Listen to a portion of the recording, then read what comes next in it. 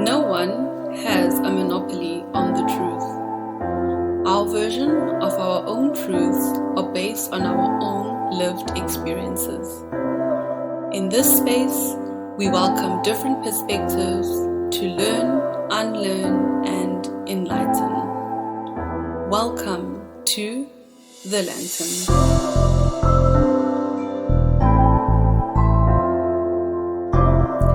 Hello, everybody, and welcome to another episode of the Lantern Podcast. I'm so excited to be joined by not only my friend, but also a client of Seize the Light, Lisa Mendoza. Lisa joins us all the way from Sydney, Australia. So for those who may not necessarily have heard an Australian accent, this is the episode where you're going to get familiar with the accent. And I say that as a precursor for Lisa, that please do enunciate and articulate all your words, because I feel that a lot of my audience may not necessarily know how Australians sound.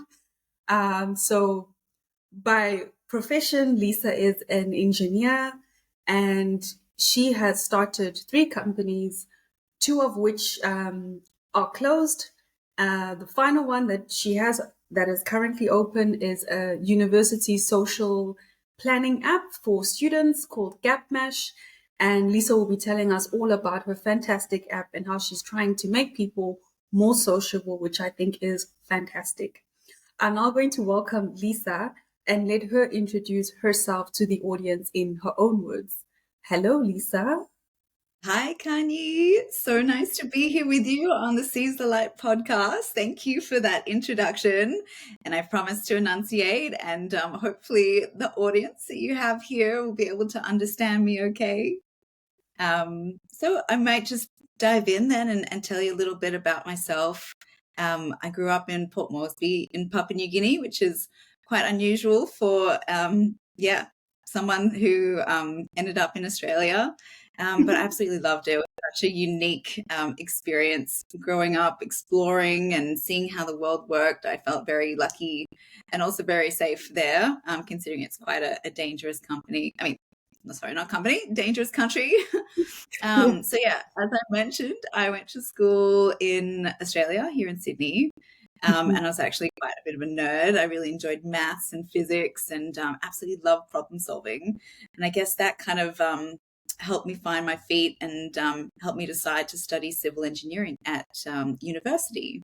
And that actually led me into getting a job in the construction industry of all places. Now, back when I started in the industry, females were a very minority, I suppose you could say, in the industry. So I think that really helped, boost my confidence and, proving that you can actually show up into a space where even if you feel like you're out of place, you're actually meant to be there and just keep showing up. So that was, great experience. And obviously I'm still in the industry, which is great. But when I first started working in this industry, I realized that there's actually a big wide world out there. And it didn't have to just be me stuck in this corporate bubble, and not even the corporate bubble, it was just the business bubble of that particular company. And it took me a little bit to explore and figure out that, hey, there's this big wide world out there, and it didn't have to be just this one choice that I'd made. And that sort of inspired me to start my first business. Now, as I've told you before, I was very naive when I first started my first business.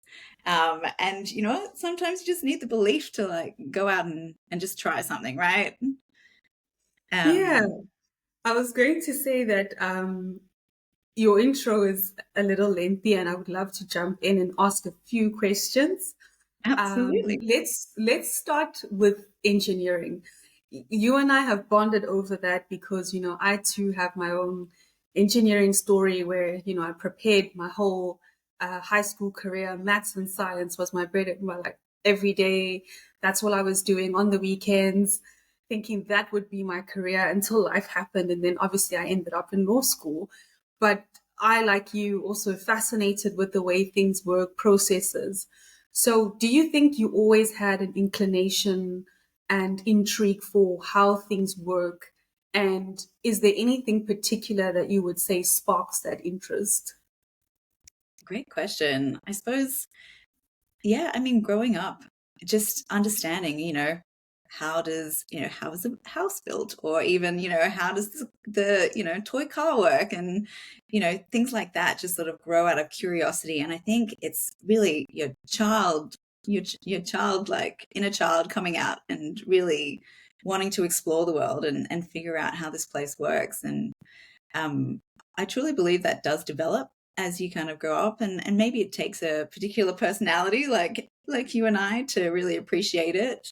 And I think that just kind of goes a long way into like staying curious as well, with whatever you do.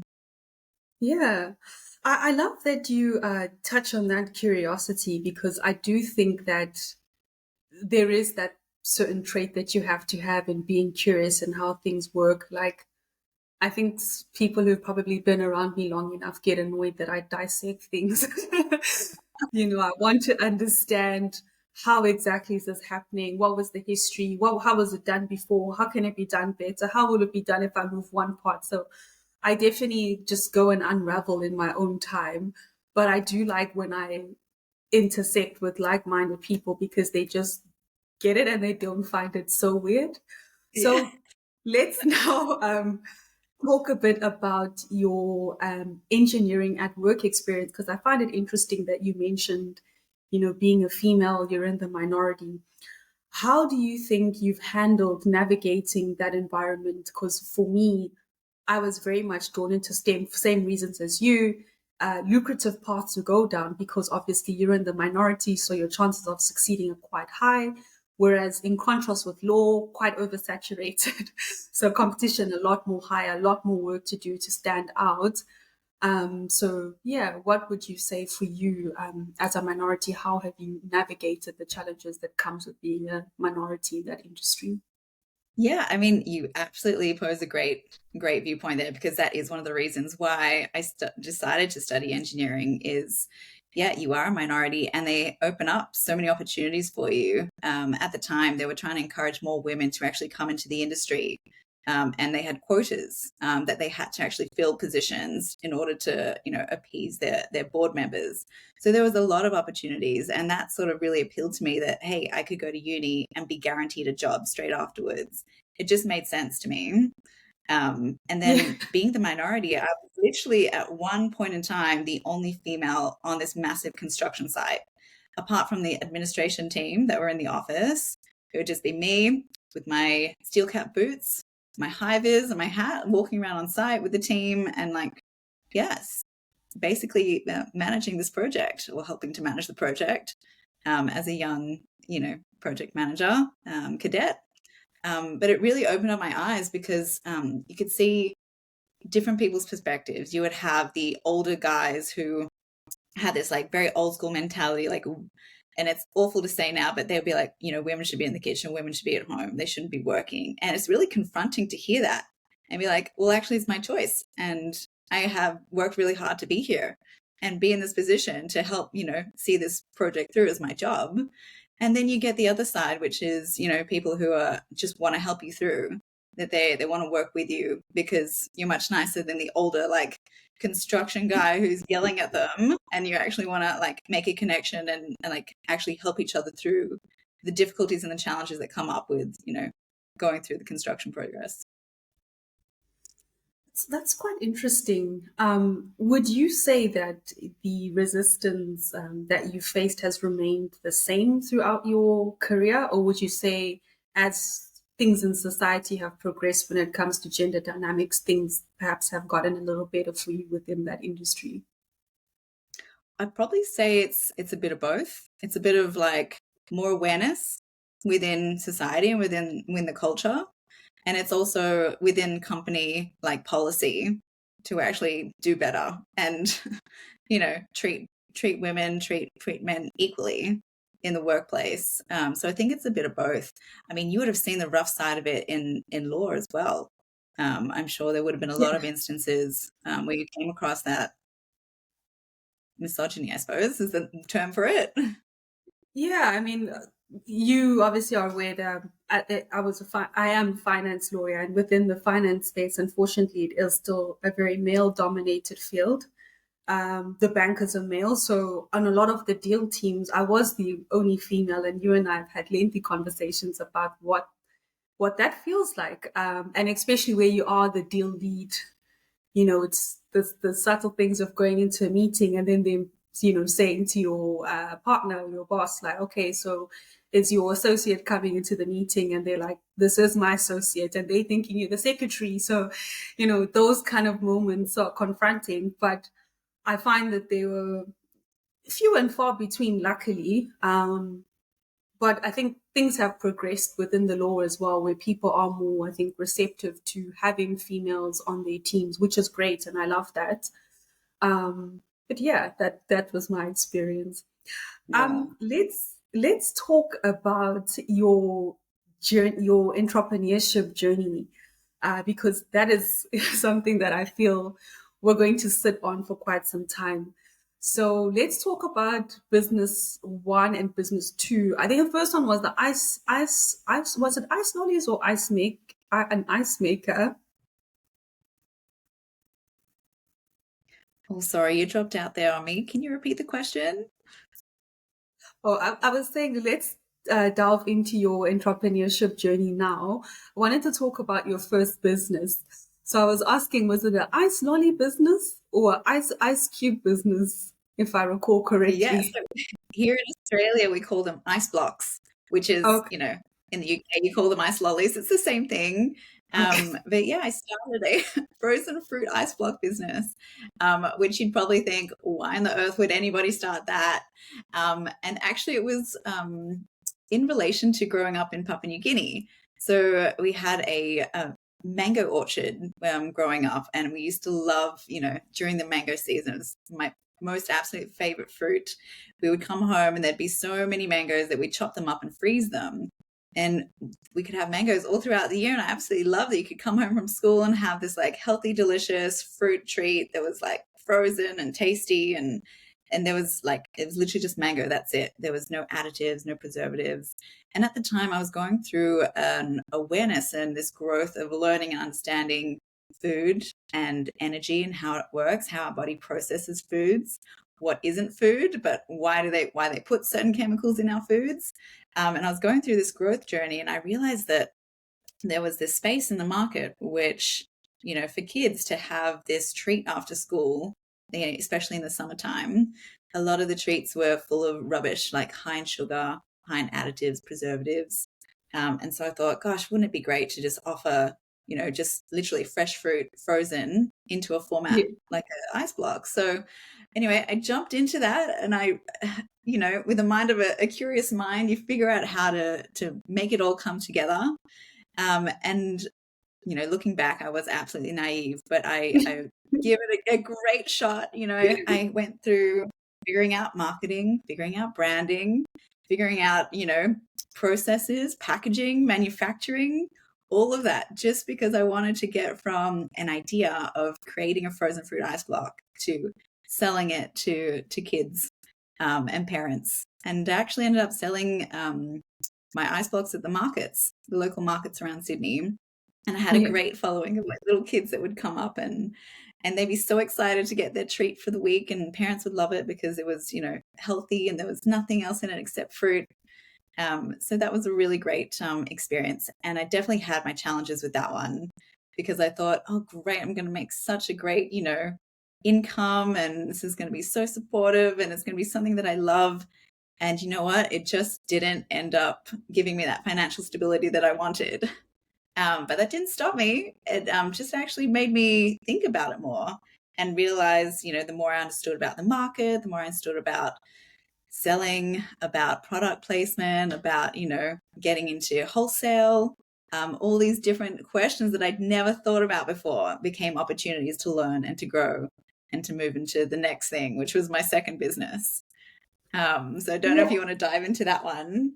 Yeah, I was going to say before you dive into the second business, I love that you took took that experience more as a growth opportunity as opposed to letting that be a deterrent. But what would you say to somebody who may have set up their first business or product, service, whatever it is, and that's not panning out, what would be your advice to them at that stage? Oh, good question. And it definitely comes down to who you are and how you feel about the business. Um, Honestly, and I will touch on it after my second business. I actually came to the decision to realize I had to close it down because I lost the passion, I lost the energy, and it didn't feel exciting and good anymore. And I think when you've tried something and you really felt like you put your everything, you're all into it, and you've given it everything you've got, and it's still not giving you the results that you want, sometimes it's a blessing to take a turn, stop, pause, try something different, maybe come back to it later down the track. Who knows? But I think if your heart's not in it, you're better off, making a change and doing something different. Is in my opinion. But I mean, looking back now, I wish I'd followed all the advice that was kind of coming at me at the time, which is do your research and, make sure that you've got a business, not a hobby, all these things that sort of pop up, after you've gone through it. But sometimes the best lessons are learned when you're actually in the trenches and you're actually going through it. I love that you said that the best lessons are learned when you're in the trenches, because I actually agree with you on that.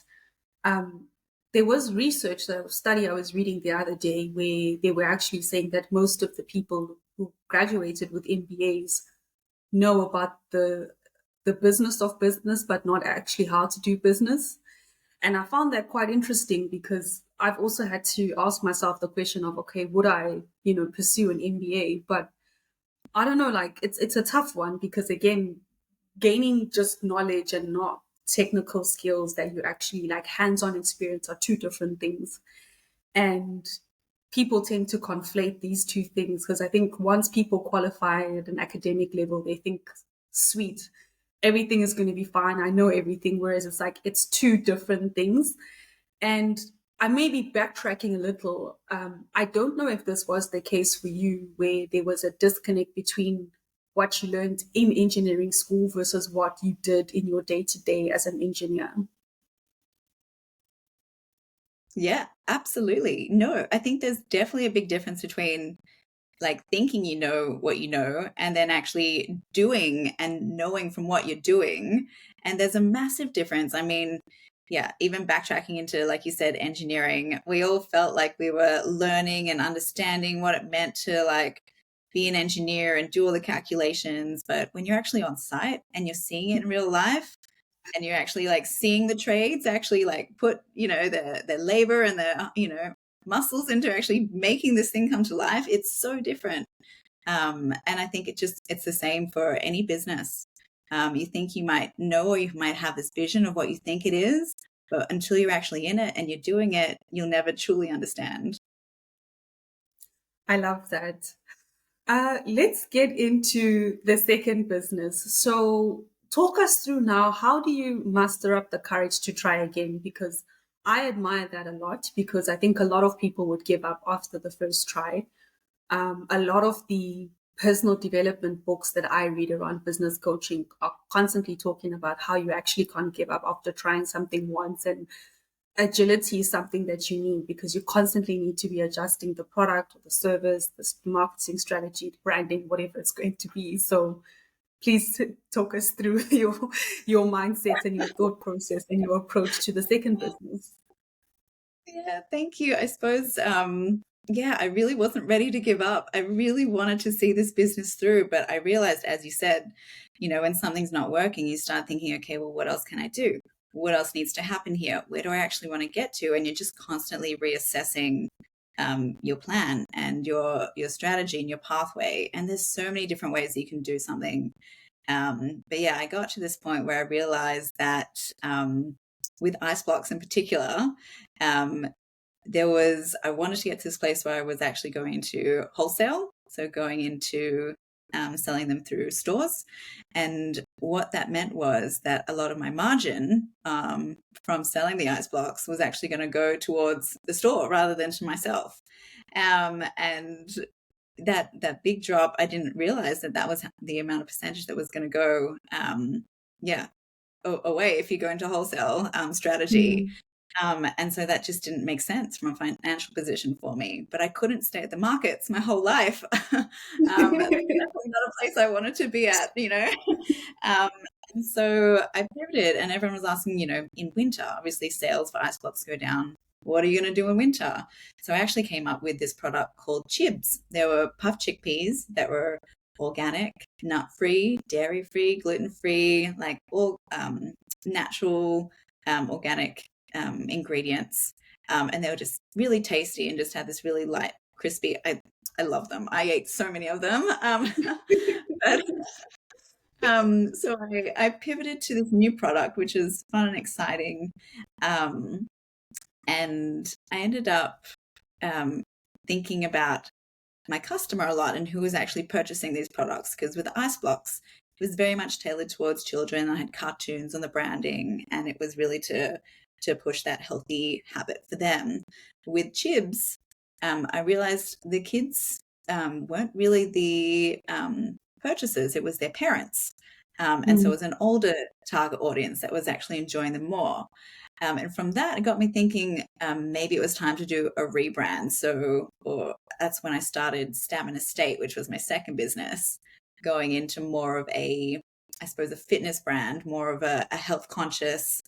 With chickpeas, they had a very high protein content, high fiber, so really good, really healthy as a snack. So that's sort of the direction I went in with that. And that opened up a whole new world of opportunities because with the puffed chickpeas, they had a longer shelf life. They were easy to transport. I was able to find a manufacturer who would package my product.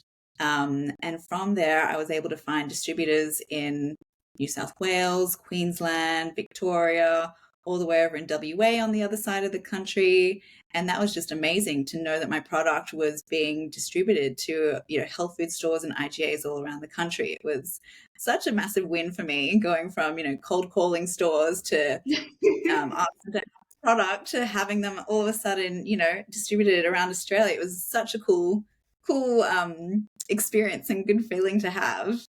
But to be honest, I soon realized that there was this big thing when it came to fast moving consumer goods, which is sell-through rate. And the sell-through rate is a really big deal for stores because they want products that are going to fly off the shelves. And for new products, it's quite difficult because consumers already have a set buying habit. They know what they like, they go into the store, they usually pick the same products, and it's difficult to convince them to try something new and put something new into their consumer habits. So this was a really interesting lesson to learn. And I soon realized that it was going to take more time, more energy, more marketing, and even, you know, coming up with new products to actually keep pushing this brand and keep pushing this product. And unfortunately, it came to a point where I just lost the energy and lost the passion for the brand. And it was heartbreaking, but I made the tough decision to actually close down that business. And that came with a whole range of different feelings of, you know, shame, of feeling like a failure, of feeling like, you know, I wasn't good enough to run any businesses. And it really got me down for a long time. But I was fortunate that I was actually able to fall back onto my engineering and go back into the workforce. So I was very fortunate to still have that steady paycheck, which helps you, you know, carry on day to day until, you know, you build your energy back up and you know, find your grounded place and come back to yourself. I don't know if you've ever felt that, Khanyi. Yeah, so I was actually going to say that there's a lot to say because I was going to say you shouldn't have felt the way that you felt, but thank you for sharing your honest feelings about that experience because I think a lot of people go through certain things and they're not brave enough to openly admit that, you know what, I failed at that and that actually hurt me, but you know what, I've moved on, I've triumphed from it. So I love that you can now share that publicly because that shows you're healed and you've evolved from that circumstance. So I love that for you. Yeah. On having something to fall back on, I love that because when I met with my mentor who came to London and I told him about my business, that's one of the things he said to me. He was like, "You have 2 law degrees, right? So what are you so afraid of?" Like you can go and you give it a big bash, and if it doesn't work, you can just go back to doing the law thing. But you make sure that Yeah. you give whatever you're doing a big bash first before you make that decision to go back into your regular 9 to 5. Yeah, Um, absolutely. I would love for you to talk us through how did you transition back into 9 to 5 from being, your own boss and kind of dictating how and when you spend your time. How did you make that transition back into that corporate experience? It was definitely very difficult, and it has 100% taken me a long time to heal from that experience and to really pick myself up and understand that actually everything you do is never a waste. Like all those lessons, all those experiences, you never lose them. They're still with you, and you can adapt them and apply them to the next thing that you do, whether that is going back into the corporate world or whether that is, starting a new business. And I found that, I'd been out of the industry for a long time. So I did have a lot of, thinking that I have lost a lot of time in terms of my experience in the industry, and coming back, I wouldn't be at the same level that I was when I left. But I actually found that in starting my businesses and learning about dealing with suppliers and dealing with, sales, I actually built a lot of different skills that I probably wouldn't have otherwise, that I was able to apply to going back into the corporate world, which actually made me stronger, in that space. So I was very grateful to have that experience. And yeah, it took me a long time to sort of leave the business world behind and be corporate for a while. And that was me. I was corporate Lisa for a little while, and that was good. That was good for what I needed at that point in time. But obviously, my heart wasn't Yeah. there, and it came back up and said, "Lisa, there's something else you've got to try." We definitely are going to obviously talk about Gap Mesh shortly. But I just wanted to say that I do find that very admirable.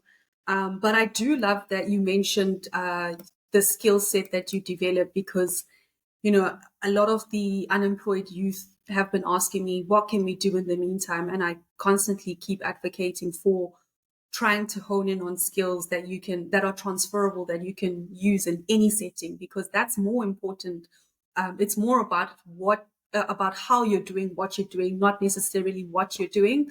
But I think a lot of people are very fixated on the what, whereas I've also now seen you can actually learn a lot of skills in different settings for as long as you remain open. Because I think with the way that the system is set up, when you go to school, you're very rigid. You're taught to think in one way. You think that you can only acquire skills in one way, in one corporation. So you don't really expand your mind. Whereas obviously when you pivot into entrepreneurship, you learn that it's a whole new world. There's a lot more to learn. And for you and myself, I guess the difference is the previous entrepreneurs I've had on the podcast set up businesses within the industry that they were in before they qualified in, whereas you and I went completely left field, right? 180, something completely You really different, wanted which that challenge.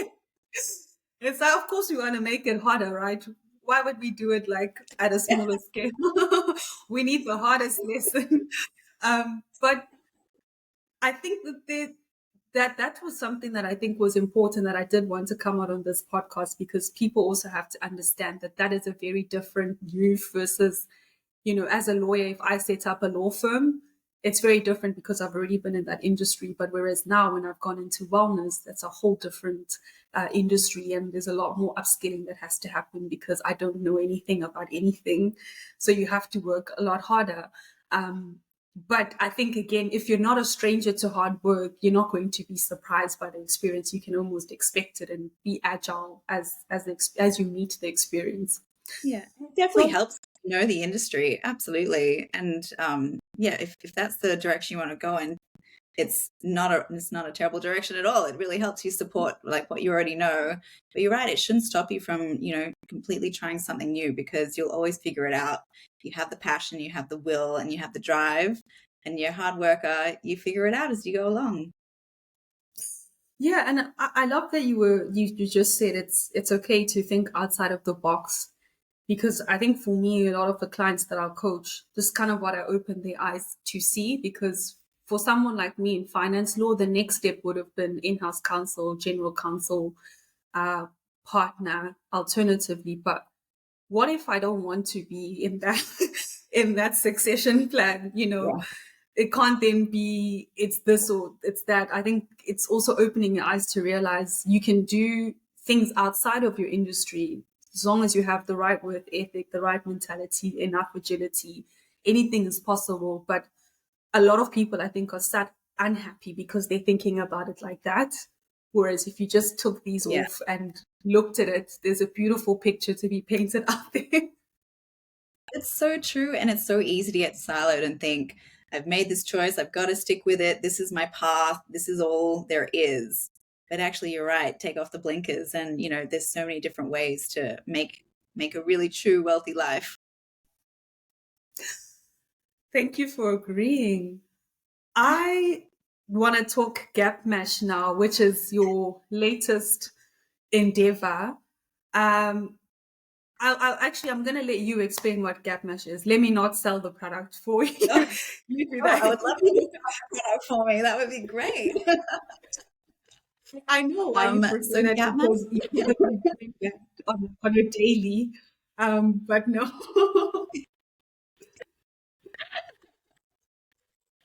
So GapMash is an app for university students, and it helps students to find times to connect with their friends much easier. So you can mash your timetables together and find gaps in your schedules to catch up and hang out.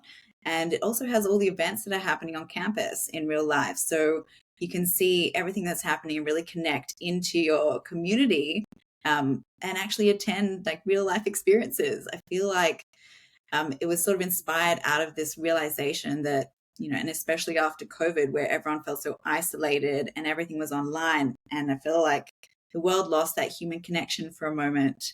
And coming back in, the younger generation seemed to have lost that skill set in really connecting on a personal level without technology.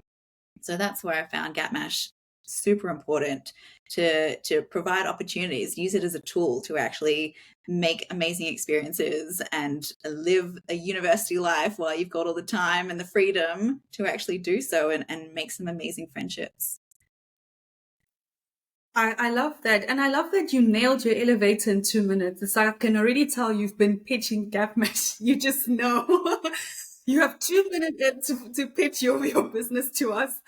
Um, I love your app for a lot of reasons because I think about my own university experience and we never had such an app, and I think obviously with where we are as to how technology is advanced, I think that this is such a beautiful integration into the academic experience. I personally didn't socialize as much in law school, unfortunately, because I didn't stay on campus. So all my friends actually never went to law school. My friends were outside of law school and outside of my university. So it was a very different experience for me versus other people.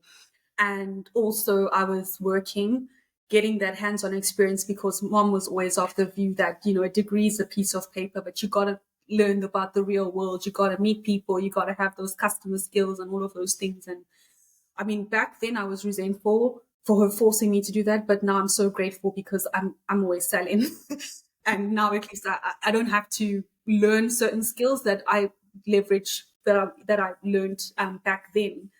So, what would you say your university experience was, just in terms of social life? Yeah, I mean, so many students have the experience that you've just described, which is they study, they work, they've got to juggle travel, and they feel that they just don't have the time to actually, be with their friends. And it's quite an isolating experience. And then you just end up, rolling into this corporate life where you really don't have the time to socialize and be part of that campus life. I was very fortunate. I actually went to college on campus, and there was always an event on every night. Didn't matter like who was around, there was always something on. So I had a very lucky experience that it was very social and was able to connect with a lot of friends. But that was with a college friend. So you're right. I had a lot of friends through my courses who didn't know what was happening on campus and weren't really connected in.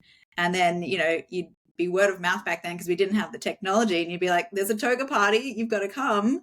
Or, have you heard about the, beer fest that's happening, next Tuesday, we're all going, grab a ticket, and it becomes a Yeah. word of mouth to have that inclusivity, which I think has changed a lot over time and with this new landscape with technology.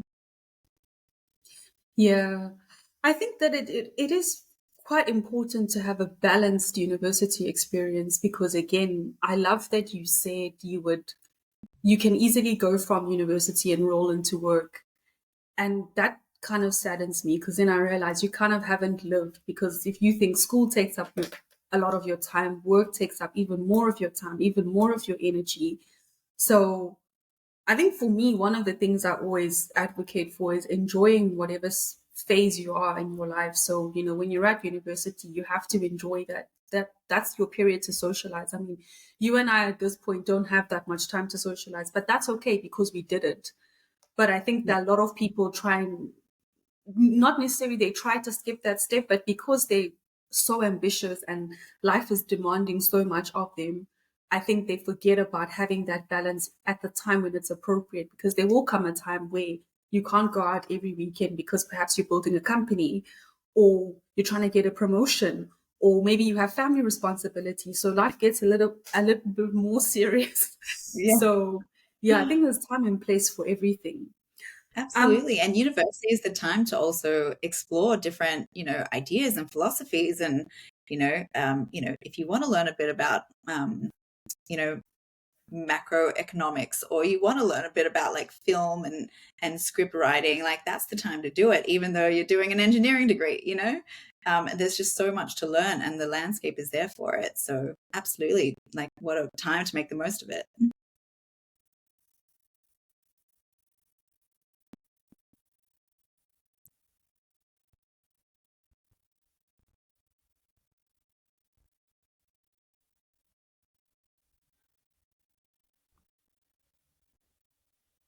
Yeah.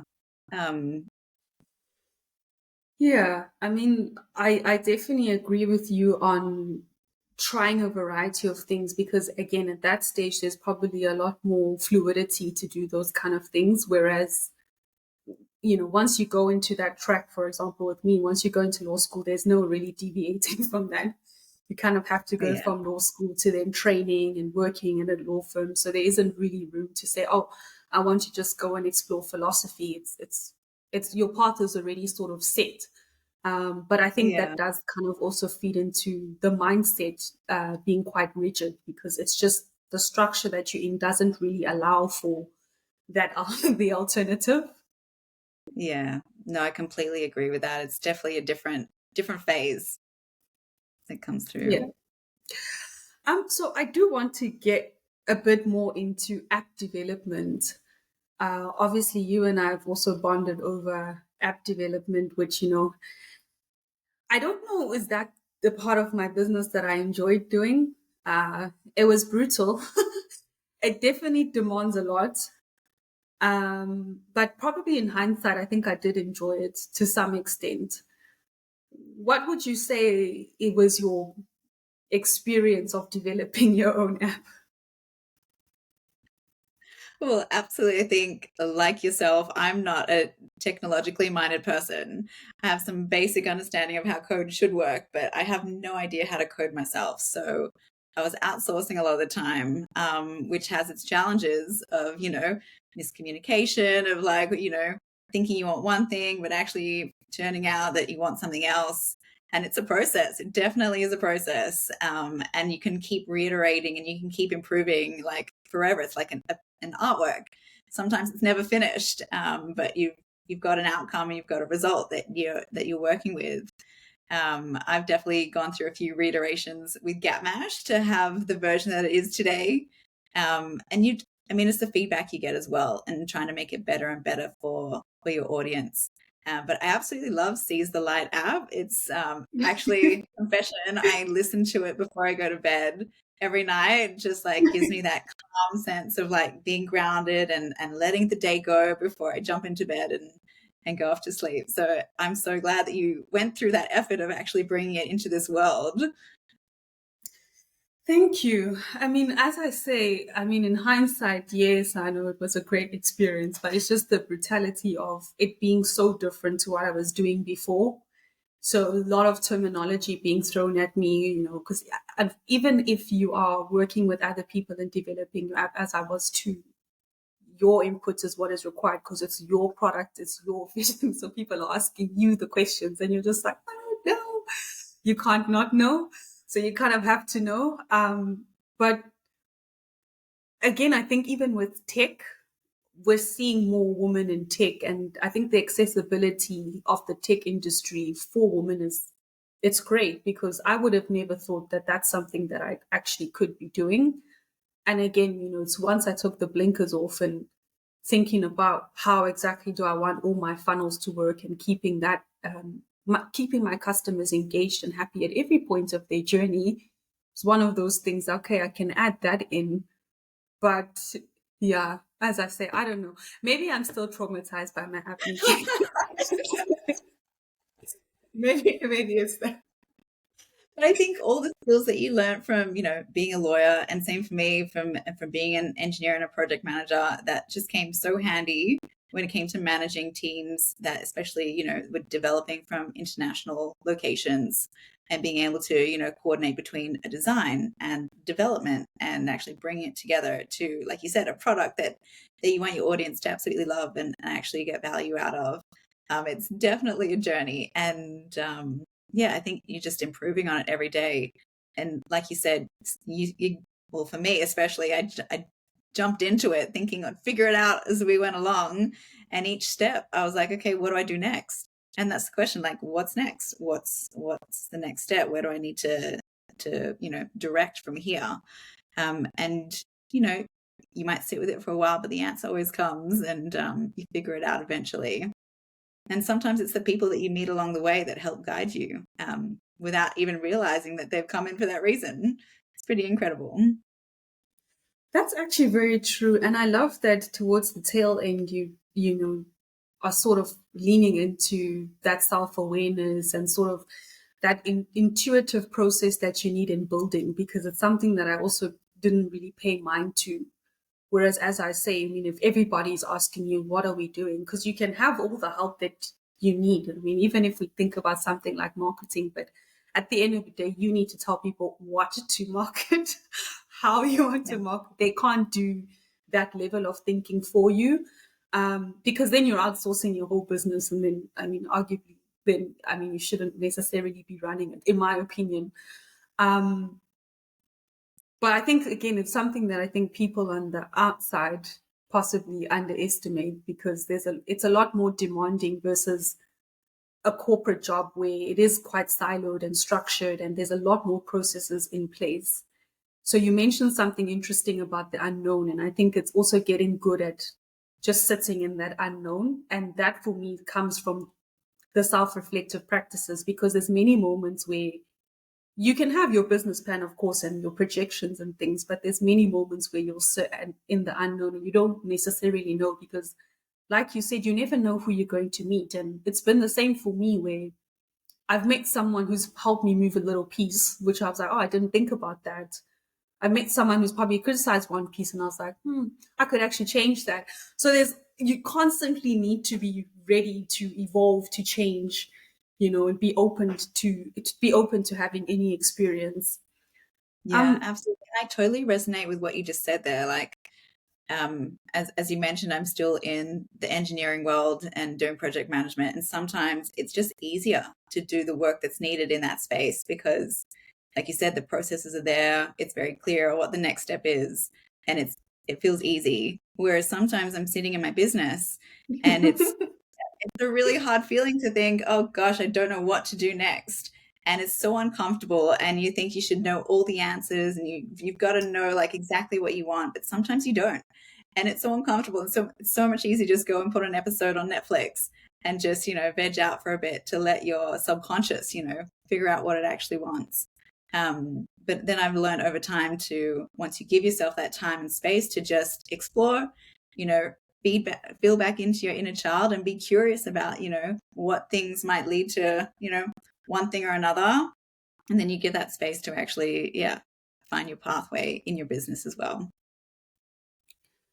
I love that. And I think that's the perfect segue for you to speak about your self-care practices, because I should commend you on, doing your day-to-day job and also doing gap mash as well. Like, I don't know how you do that because, I mean, my business takes so much of my time. I can't even imagine if I had to do something else as well.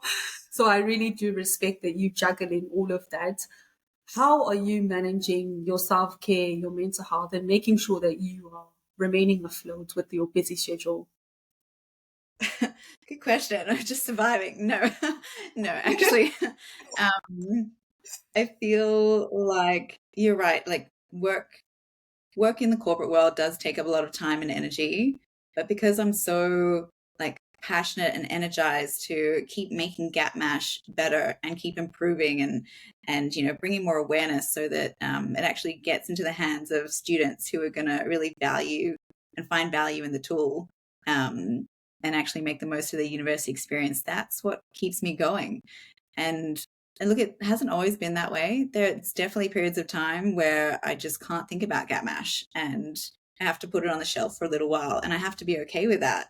Sometimes, I've got this little voice in my head which is like, you should be doing this, you should be doing that. And I've got to be like, be quiet. I'm here. I'm having alone time now. Okay, leave me alone. I don't need to be doing anything right now. And it is challenging to stop that little voice from like, and it's ego coming back, telling you what you should and shouldn't be doing. And it's actually, yeah, it's okay to just be like, you just sit there for a little while. We're just going to do what we want to do right now. Um, but that's sidetracking a little bit. In terms of like self-care, what has really helped me recently is just having a really good balance of, making sure I'm moving my body, whether that's walking half an hour in the morning or half an hour in the evening, getting to the gym a couple of times a week, doing some strength training. I find also like having really nourishing foods, and actually, giving myself time and space to do meal prep just to help me out throughout the week because, yeah, when it's busy, it's so easy to just reach out and grab the easiest thing, which is generally not the healthiest thing. So to have that meal prep and to know that you're fueling your body with like the freshest, healthiest food, it actually just really adds to the energy that you can bring into every day. And I don't drink coffee and I still have lots of energy. So I think it's a real testament to that. But not only that, like getting out into nature. And then what I mentioned earlier is making sure you've got a really good sleep routine. Sleep is just the most important thing. And I notice it. I don't know if you notice it as well. If I have even like just a couple of hours less on one night, I'm just not myself. And something's just like everything is off in the next day or two. So having that sleep routine is so important for me. And giving myself space and time before, going into bed to actually wind down, to stretch, to breathe, and do your meditations, which are absolutely amazing. And Thank just like you.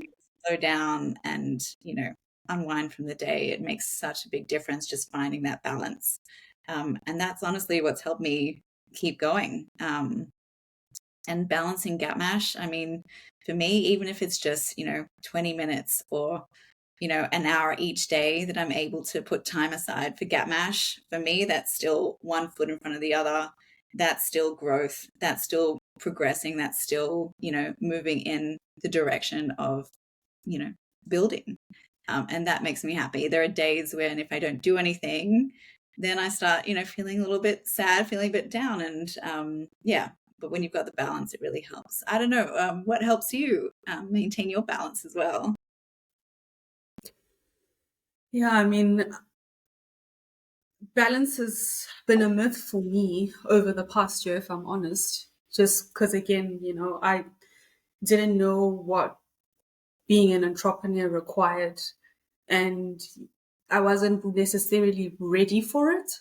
But I do think that that's life, right? You get into things that you're not ready for, and it's sink or swim. It's face everything, or you run. So I've decided to face everything and unfortunately had to spend a lot more time than I would like to actually building than I have outside playing, doing things that I enjoy doing. But I definitely do lean into obviously my self care practices all the time, my meditations, my yoga, on a daily basis, even if it's for short periods of time, because, I'm used to the highly strung environment, sleeping at 3 a.m. and all of those things. That's let's say, like, I'm no stranger to hard work, but it's a lot more demanding because there's a lot more streams to think about versus before. So it's also I think for me, the biggest one is also the creativity, because a lot of it is fueling that creative power, trying to think about ideas in different ways. Learning from different people has been a big one as well. So I do spend time with a lot of personal development podcasts, reading business books. So it's just been a different life completely, but I definitely try and keep it balanced. And luckily, I am leaning into more balance now. But I think that will probably change as and when things get more hectic. You need to, if you adjust one thing, it requires all your time because it requires your input. But yeah, I definitely try and keep it balanced, because you want to keep showing up as the best version of yourself all the time. Which I think people also underestimate, because when you're building, you can become a different person. Kind of when you incorporate, if you have a goal, you can literally become a different person if you let that be all consuming. So I'm quite mindful not to stray too far away from my core. Yeah, I like that. And I don't know about you, but for me, I found that structure has actually helped me keep that balance more than anything, which sounds very counterintuitive. You think, creativity comes from flow, comes from, just being how you feel or doing what you feel. But I've actually found structure be the most helpful to get that balance and to make sure that I'm fueling every part of me, and feeding, nourishing each part that needs it. I mean, your space is a lot more creative, I feel, than not my field. How do you find structure with your creativity? So I was actually going to comment on you saying structure is quite important, and I must say I do agree with you, because to a certain extent, a high level of discipline is required. So for me to actually be operating at my highest when it comes to my creativity, I require a lot more discipline and a lot more structure. That's where I actually find I'm more creative, because if I'm worried about certain things not being in place, then I'm not in a creative space. But if I know that that funnel is taken care of and that task is taken care of, and that's how I'm going to move that, and I've kind of have my plan, then I'm not anxious and stressed. If I've journaled and I've said, this is what my plan is, this is my blueprint, I'm not nervous and stressed. So then I can actually apply more of my energy to create. But I do also feel that I didn't necessarily realize that I was a creative person in life up until I did this, because I've never had to tap into it. I've never really had to use it. I do think, though, I have always had a creative approach to things that some people found peculiar. So I would do certain things and they would say, oh, this is odd. But now I realize it's not necessarily work style. It was just because I think I've always sort of approached things in a more creative way. I'm not sort of a linear thinker. But again, if life didn't force me to go into another realm, I wouldn't have necessarily explored and understood how exactly my mind works. Yeah, it's amazing just opening up that space. I think same for me. I've always been a problem solver, but it's always applied to, yeah, that engineering world. So when it comes to business, problem solving is very much more creative, and especially when it comes to marketing and branding, it really does help you understand a different side of who you are and how creative you actually can be, right? Yeah. And I think, just to add, creativity is one of those things you can't buy, because you Yeah. can have the best marketing engine behind you, but you require that level of authenticity in order to actually, present your brand to the public. And people can sort of tell if you're, carrying on about gap mash, but you're not really passionate about social connection. People will pick it up, right? But whereas you are talking about the product from the perspective of the social aspect of how, people are quite lonely. University can be a lonely experience, and this is how you intend to solve the problem. It's more authentic because you're coming from that place. Whereas, I think if you're trying to push something that you're not necessarily passionate about, enthusiastic about, then I think then there's that disconnect. There's only so much masking and makeup marketing can put on that. That's so true. So true. So we are going to wrap up, and I love the conversation that we've had. I think Great. it's been very wholesome. I do want to ask, what advice would you have? And I mean, I guess the question is two-pronged. The first one would be for those who potentially want to pursue STEM, particularly females, because I think in as much as STEM has progressed, I think there still is the perception that it is a male dominated industry and that females don't necessarily succeed, particularly going up into the higher ranks. And then the second layer of that question would be advice that you have for people who are trying to pursue side hustles while they're actually still in employment. Yeah, I mean, I guess around that, the advice is if you've got an idea and you've got this energy and this passion inside you, I think you should always go for it. I think you'll always be left wondering what if you never try, if you never even start to do some research, if you never even look into, what is existing, what is it that you're wanting to create and bring into the world, and where is this inspiration coming from? I think it's always worthwhile looking into it, and never be afraid of something being too hard because it's a male dominated industry. I think if there's something you want to do, there's always a way to find a way to do it. And you might come across hurdles along the way. That's just part of the journey. And it'll be about the people you meet and the companies that are doing amazing things that you join alongside with, that actually create your journey. And you never know where you could end up. I think in terms of starting a business while you're working in the corporate world, it definitely helps to have that income coming in right on the side, so you don't have to put so much pressure on this little this business that you're trying to start. So I think definitely with my first business, I quit my job to start that one, and that put a lot of pressure on me to make it be something that at the time I didn't have the skills or the knowledge to help it be that what I needed it to be. So I think by having a job on the side to at least have your foundation, your basics taken care of, definitely helps.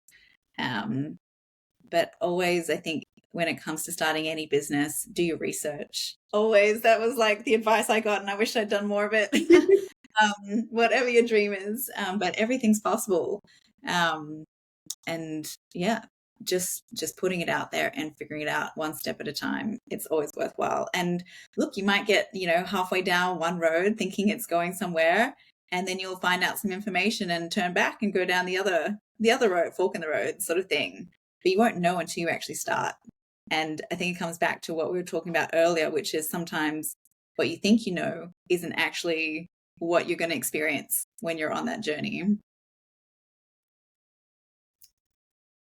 I love that. So beautifully said. I definitely think that's motivating for anybody who may be bouncing back, as in may have started a business, stopped, or anyone who may be wanting to pursue it as a side. Because, as I say, it's already so demanding. I can only imagine in having something else that you're doing alongside that. You have to be very passionate, very energetic, very dedicated. But at the same time, there's a cost to everything.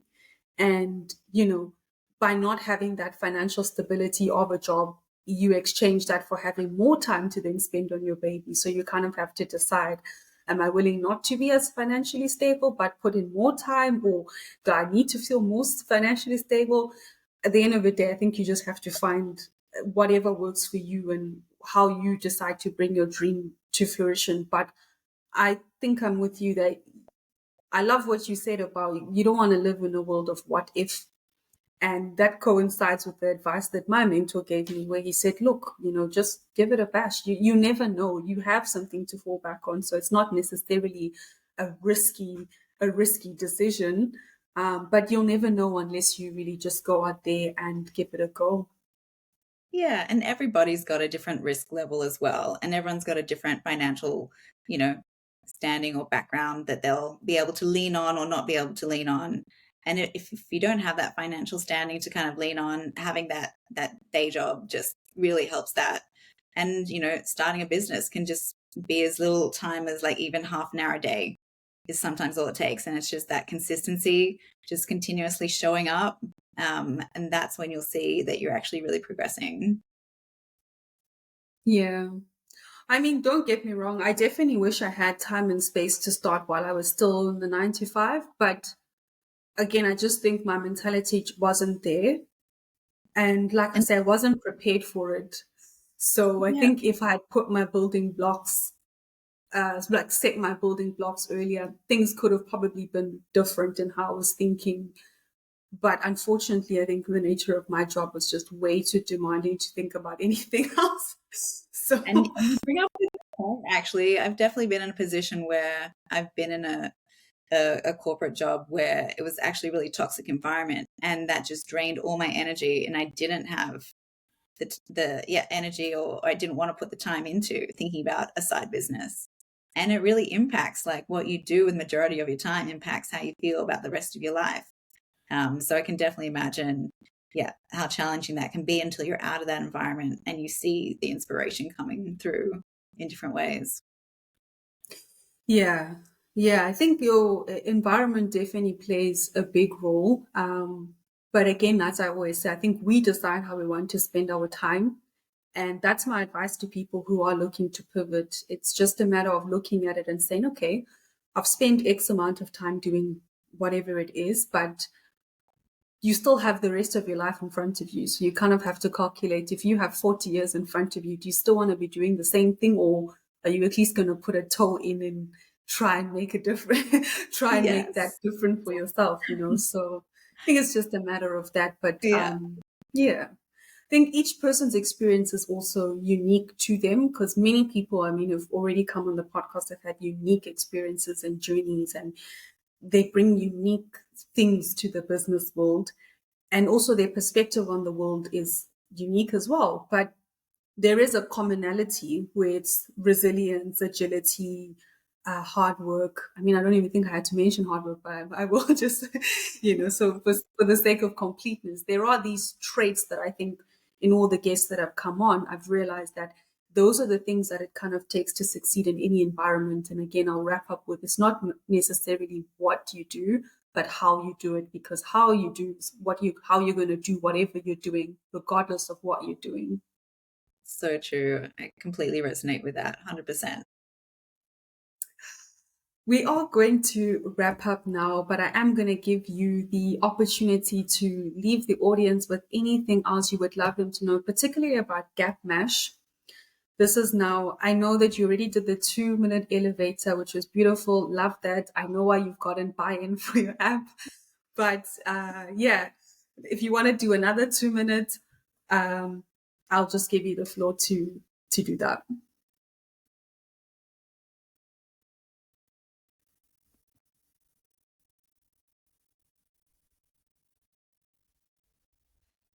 Yes, absolutely. Thank you, Khanyi. I suppose, yeah, in terms of Gap Mash, we've just started out in New South Wales here in Australia.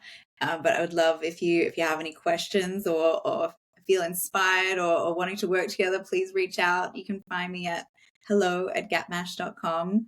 And feel free to check out Gapmash, the app, online. You'll see it progressing and changing and developing, and if you know anybody in Australia at university, please send them a link, or a note there to check it out as well, so it can help their experience here. And for everybody out there, inspiring entrepreneurs, or someone wanting to start something and explore a different line in terms of industry, or momentum, I would say just start. Just put one foot in front of the other, and figure out what sparks your joy and what sparks your curiosity. And big thank you to you, Khanyi, for having me on today. I really appreciate your time, and being able to have such a wonderful conversation, and a really connected conversation as well. And I love what you do, and Seize the Light. Like I said, I'm relying on your app every night to help me wind down. So I'm so grateful for what you brought into this world, and your courage to actually show up in this space as well. So thank you. Thank you for your kind words. I really do appreciate that. And it's been great to obviously lean on you and have your support on my journey. And yeah, as we wrap up, I do want to mention to any of the students watching that it is important to maintain those social connections because, again, I found myself in a space where I'm heavily relying on who I know. Whereas I guess much of school has you in the books, much of work has you staring at the computer, whereas much of life is actually found outside of the book and outside of the computer. So that's another reason I really do love what your app encourages. Social interaction is the currency of the future. Social skills is the currency of the future because so many people don't know how to have conversations in real life anymore. We even talk to strangers. They're glued to their phones. They don't have the social skills. So it's great that you have a platform where people can organize things and meet up and actually meet people in real life and, you know, have that social experience because it's important. That's what life is about at the end of the day. It's about your human to human experience. Like it's hard. It's hard enough as it is. Why wouldn't you want to be surrounded by amazing people? Absolutely. And like-minded people as well who get you. Absolutely. All right, so I'm going to wrap up now. Thank you so much, Lisa, for your time. If you want to get in contact with Lisa, her details will be in the description box. And I look forward to seeing you all on another episode of the Lantern Podcast. Thank you for listening to this episode. Seize the light within yourself with love, the Lantern.